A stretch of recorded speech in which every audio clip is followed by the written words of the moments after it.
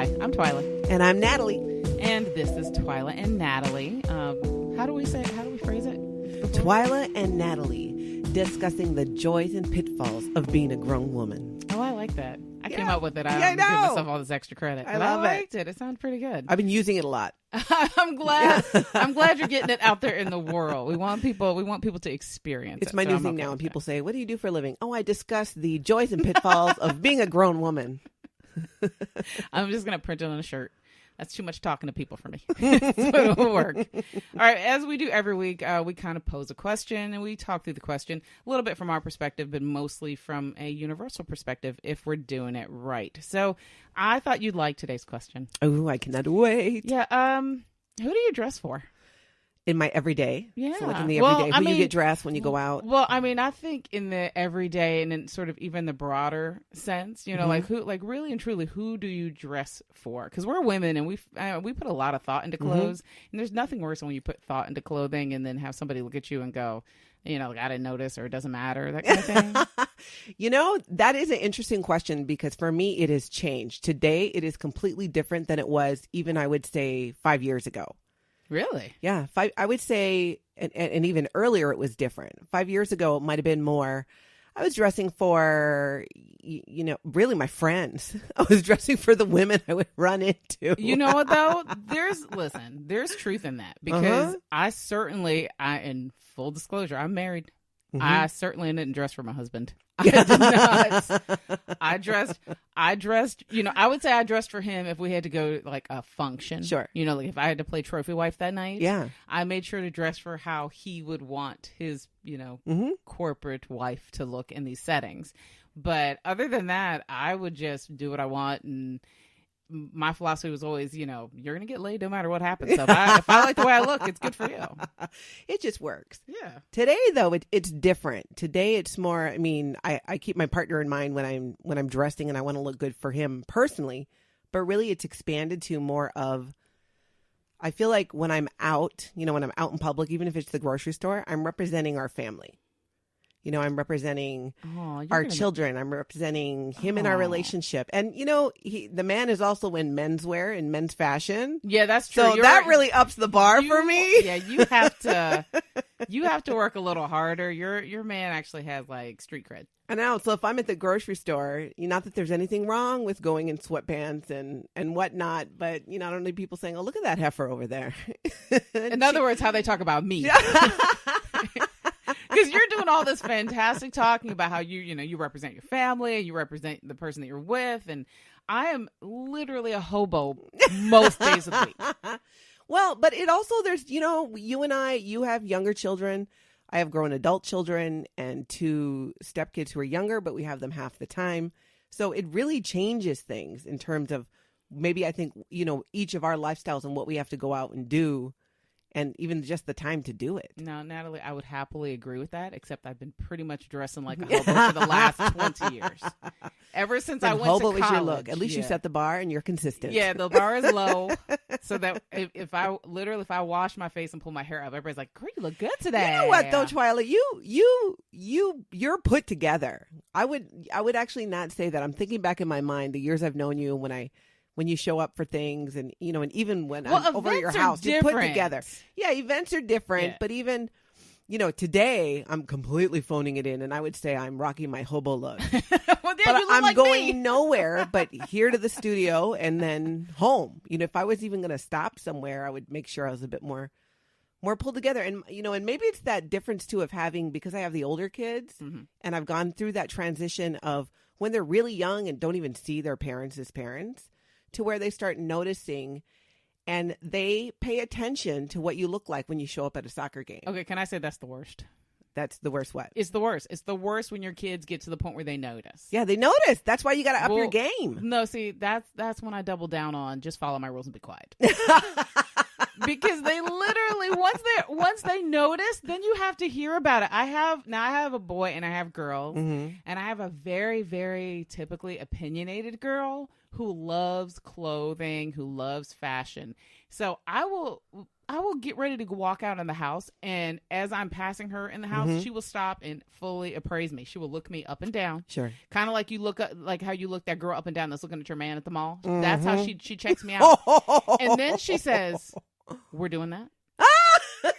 Right. My God. And what am I going to do? So then I realized in a panic, I'm 43 and a 12-year-old just checked me about what I have on today. So something's wrong. So then of course, because I'm stubborn, I double down. I'm like, yeah. And then she'll kind of cock her head to the side. And if it's really bad, I mean, I'm getting she's going to give me the full appraisal, like that shirt doesn't work. And then sometimes you just kind of go, like, you can see she's giving up, like, you're old anyway. So she looks at me, she goes, I'll allow it. So I already feel like I got enough harassment in the world. You know? Want to add to it. Right. And now mind you, I say all of these things. And in my own sort of little hamlet where I live, in the community where I live, and the people that I know, that's different. That's, you know, I can pretty much just go into full tilt hobo mode and not have to think about it. Sure. But, I mean, I'll be honest. There are certain areas where I have to look a certain way, sort of to avoid trouble. Like you got to dress up a little bit more when you go to a shopping mall. Are you saying? Girl, so sometimes people don't think you stealing. Sometimes I got to dress up to go to Target so they don't think I'm stealing. But that's a real thing. Like when you show up at certain places. Yeah.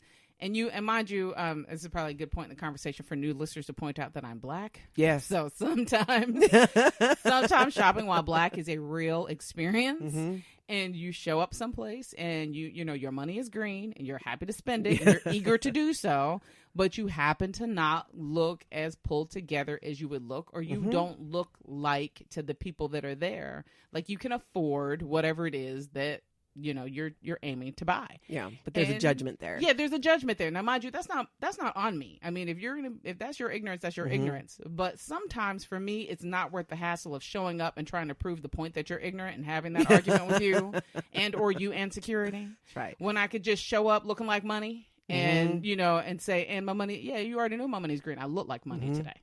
You know, sometimes you do sort of wind into that. Yeah, you do. And there are different parts. I'm sure in every community you have certain towns or cities where it's a little more upscale.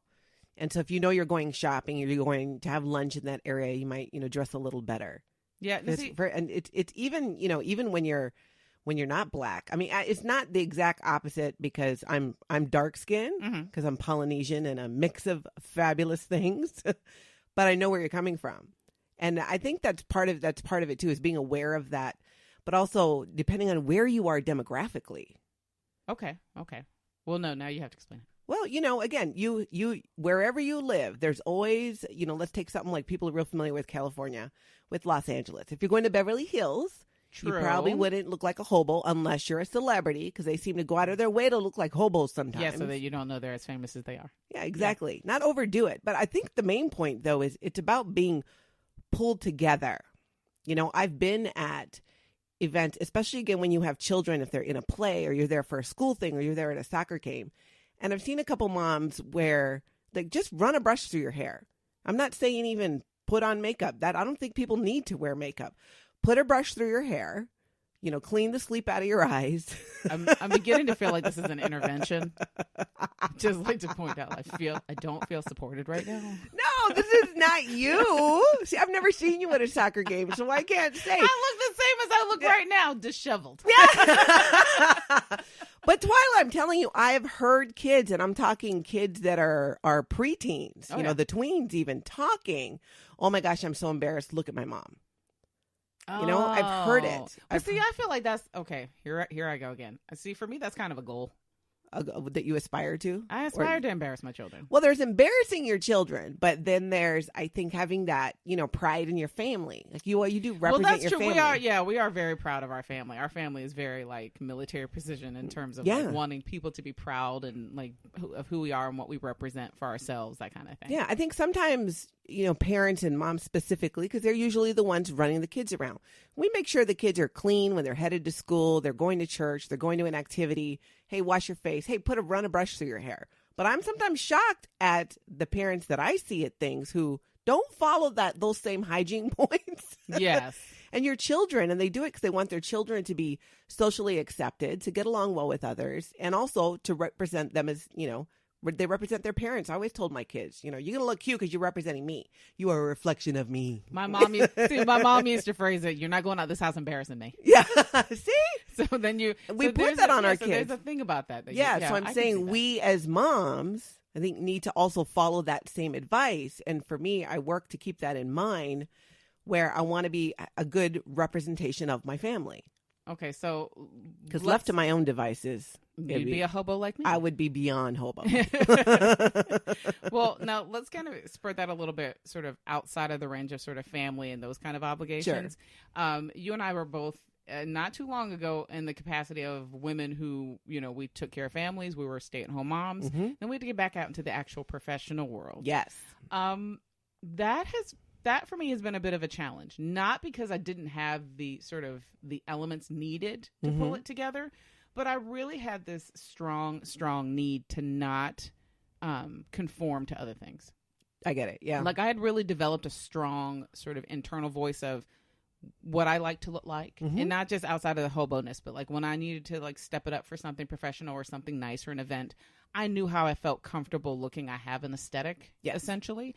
And sometimes that aesthetic doesn't work in, corporate America, or it doesn't work in professional spaces. I mean, I struggled a lot sort of going back and, wanting to show up and look appropriate for things. But I'm also like a 5'7", thick black girl with a full tilt afro. That was when your hair is full blown out, you're more like 5'11". Yeah. And that was, for me, that was a real, mm-hmm. that was a sort of, I had to make a mental transition into like, when do you turn that on? When do you turn that off? What does it mean mm-hmm. if you're, when you're dressing sort of for those circles? So that was a lot for me to navigate. Well, don't you think it's changed though, even in the last several years, how women dress for those situations? Really? Nope, I don't. Maybe I just don't pay enough attention. Because in my situation, and I think it depends on too what you do for a living. That's true. What that setting is, with what I do, I have that flexibility. Again, just be put together, stylish.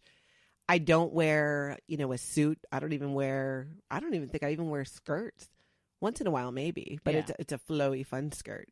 Not the stereotypical professional business attire. Yeah, you don't do the suit, the 3-piece, the 2-piece, that kind of thing. No, but there are, if you're a lawyer and you're going into the courtroom, you need to do that. Right. Now, see, I even got a little, because I kept thinking there was a small period of time where I was trying to get back in sort of real corporate work. Mm-hmm.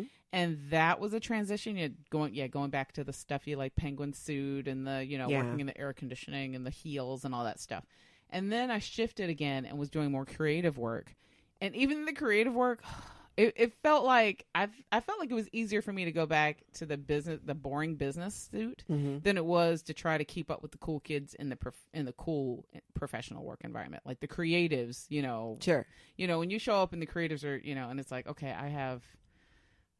I'm a glasses. I wear lots of glasses. I got new glasses. They're different. It was like, and I couldn't keep up with all of the stuff. It was like, oh, those are neat tennis shoes. No, those are Jordans. Okay, well, I had Jordans in my day. Why are you wearing Jordans? Like, even I had to let go of some of the old thought processes that I had. So you mean other people are wearing, say, Jordans in a professional work environment? Other people are way cooler than me, and then you find yourself trying to struggle to try to be cool like them. And I'm like, no, see, I'm like my daily aesthetic. If I'm not in full tilt hobo gear or t-shirts and some sort of comic book t-shirt, and comic book t-shirts and jeans. That's it. Yeah. With whatever shoe. I don't care. Yeah. And that's cool. But that for me can be your look. Me. Look at Mark Zuckerberg wears the same blue or black t-shirt and a pair of jeans. But he's a billionaire. Exactly. But Twyla, he's been wearing that since the beginning. Here's what I'm going to say. It's controversial. Send your emails to me. That's fine. White dudes can get away with that. They can. Zuckerberg, white dude with a mega brain who turned into a billionaire. I don't think it's white dudes can get away with that. I think that black dudes just naturally dress better. That's true. Like you were saying, there's a bit more of a stylish, cool factor.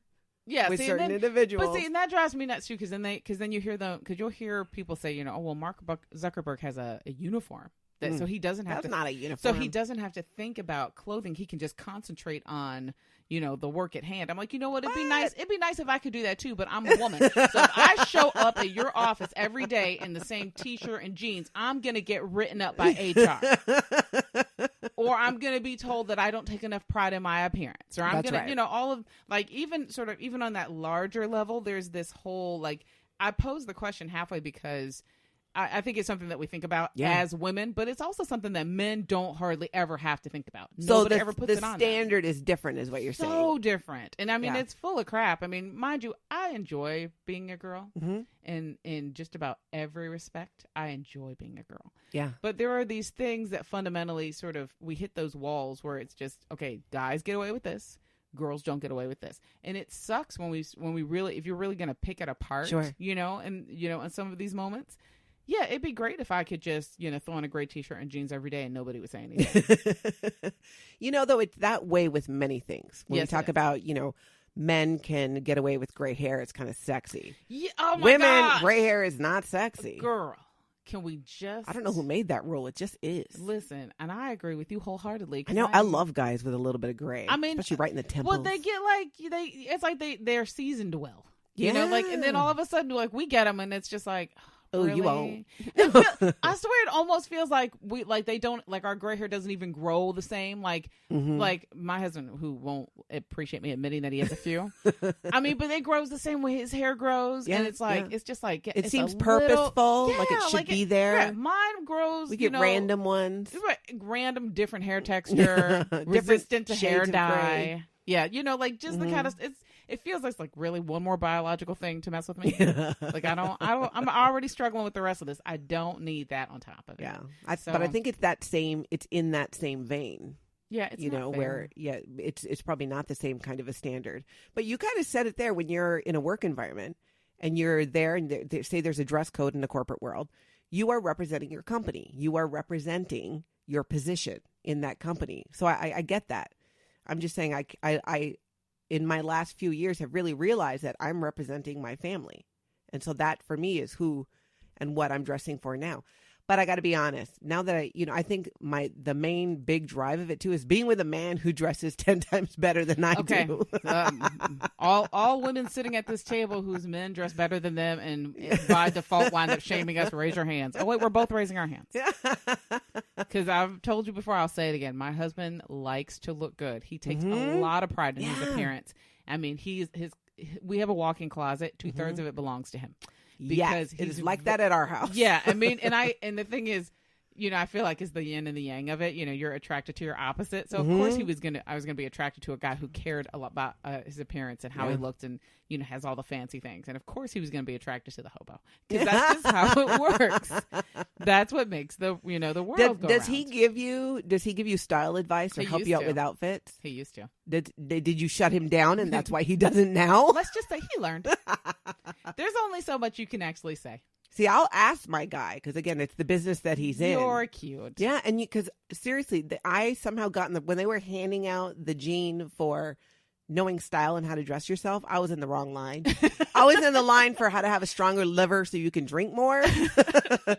But I have people, I have relationships with local stores in my area, and they know what I'm comfortable in and know I can come in and they'll go, okay, try this. And I'll look at it and go, no, I can't wear that. And they just go, put it on. And it's fabulous. You know what, though? I think that's sort of the beauty of getting to this age is that, one, we're no longer ashamed of asking for help for things we don't know. No, we don't need to. This idea that we need to know how to do everything and that women need to be able to do everything and do it perfectly. We don't. No. Women, we just need people. You just have to surround yourself. Yeah, I got a good team with the now. right people. When I need to really pull it together, it's, you know where to go. Right. I mean, I will admit maybe once or twice a year I have to really go full tilt and turn it all the way on. Like we have a fundraiser or something to go to. Yeah. And the last time we had to do it, I'm usually fairly lost on that. I know the undergarments because, I protect the girls, but everything else is just on the table. And so we are experts in compression wear. Listen, it's a lot of fine German engineering holding this up, but it works. But But we went, I mean, I remember like saying, okay, I need a dress and I need a formal dress. Yeah. And so I have a very good friend that's an atelier. So all I need What's an atelier? Basically really fancy for she can make any garment, like anything. What? Mm-hmm. So not like a tailor. Yeah, even beyond being a tailor. Atelier. I have never heard that it's, before. It's beautiful. Like she makes, she does a lot of wedding dresses naturally. Wow. But I mean, but she literally will take, if you show her a photo, she can make the entire thing. If you show her the photo and go, I want this dress, but in this fabric with this waistline, and it stops at this point of my leg. Wow. Boom, she can produce that. And this is a friend of yours? Yeah, a very good friend of mine. She used to be a costumer in Hollywood. Yeah. So, I mean, she's fantastic. And so she was just like, find the dress and I'll fix it. And I was like, okay, well, that's the easy part is fixing it. I can't find the dress. So I went to go searching for a dress. Yeah. And I do have one secret weapon in my house. Mm-hmm. The 12-year-old. Yeah. You know, the judgy one. The judgy one has an eye. Yeah. So see? I set her loose and said, hey, go to the clearance rack because quiet as it's kept, I'm cheap on top of everything else. Mm-hmm. And I gave her. Frugal. Yeah. Frugal. Nah, girl, I'm cheap. It's okay. Fiscally responsible. So I made it her job. She went and found me. She knew my size. She knew what colors I would and wouldn't wear. And I let her use her judgment, i.e., you know, Mom, I don't want to see your chest. I don't want to see this. She found me the most gorgeous, like black and white column dress. She handed me the dress and said, if you put this on, Dad's going to say, wow. Wow. And I did not believe her. I put the dress on. My husband showed up 15 minutes later and he literally said, wow. And I was like, kid, you're picking all my stuff out from now on, which is literally why I listen to her now because she knew. Yeah. And so, but you know, when you need, you know, when you're in that moment and you need, you know, that sort of little extra boost because at the end of the day, having the confidence to say I need a little help with things and knowing that there's a way you prefer to look under certain circumstances, having that sort of community of people that you know you can go to. That's like right. Your friend with the good accessories, your friend who knows makeup so that you don't look like a raccoon. You know, someone who knows how to tailor. Because the thing is, half the time with clothes, it's all about the fit, not even what it looks like. Exactly. You know, that makes the difference.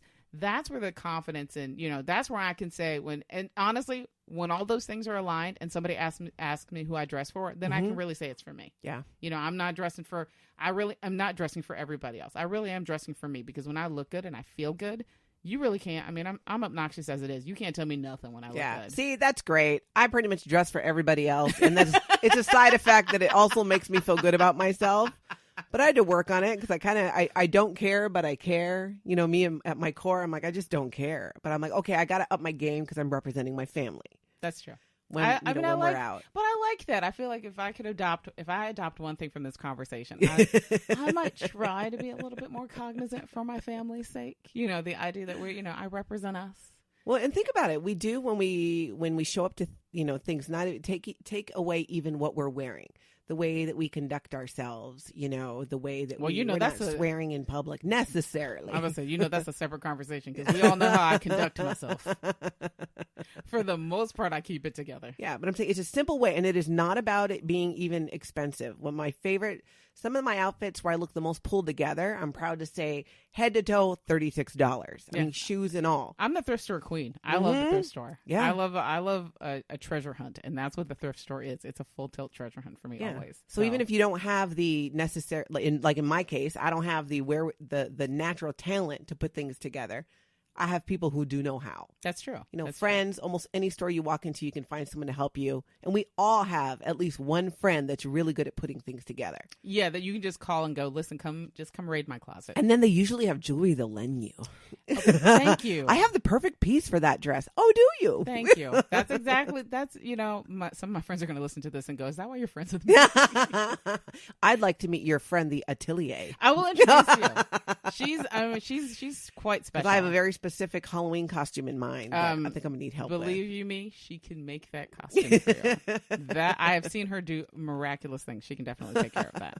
So I guess before we wrap up this conversation, because we usually make sure that we've actually answered the question at hand, and today's question really was, who do we dress for? So yeah, so for me, I'm sticking with my original gut response, which is I dress as a representation of my family. I like that. Mm-hmm. I'm going to stick with and my kids, if you're listening, don't say I don't do anything for you. Don't say I don't think about you. Blah, blah, blah, blah, blah. Yeah, I dress for y'all. That's really, no, wait, no, because you know your kids. when you get the text message or the email that was like, then you can stop now, I'm going to roll on the floor dying laughing. No. They want that. They still care. They're like, you know, they say they appreciate it. Mom, you look really good. I like what you're wearing. That looks great. So they do compliment. They like it. It's more when it's the downside. It gets, Mom, really? Do you need to have a glass of wine right now? Well, I think if I'm going with my gut reaction from the beginning, if I say who do I dress for, it's me. And it's usually just for ease of use. But just be pulled together, and you are pulled together. Even your hobo look you're talking about, you're pulled together. Okay. You practice good hygiene. I'm going to cut. You're pulled together. I'm going to cut that little piece out of this and just put it on my phone. So on those days when I really think, oh, I'm doing the most, I'm just going to play it back and Natalie saying to me, you are pulled together. Yeah. Practice good hygiene. You are pulled together. Sometimes it's that simple. Brush your hair. You know? I'm going to take that for the victory that it is. Now, as always, if you guys have comments, if you want to add to the conversation, if you want to follow up, I'm sure we have a couple of complaints. You should let us know. The easiest way to do that is to go to the Facebook page. So go to the Matriarch Digital Media Facebook page. Go on Facebook. Just search Matriarch, MATRIARCH Digital Media, and there's a lovely little button that says send a message. Click on that button. Send us a message. Tag Twyla and Natalie in there. You can just put the hashtag Twyla and Natalie in there and just give us your thoughts. Usually what's happening is we're going to wind up having some sort of follow-up. Yep, that's right. Yeah, you know, people like to have opinions. We want to hear what you think. We may not listen to you. No, we'll listen. We might not apply what you listen. say. Exactly. We may not do what you want. Right. But we will always listen. We're here for you. So definitely go check out the Facebook page and let us know. So thanks a lot. Stay tuned.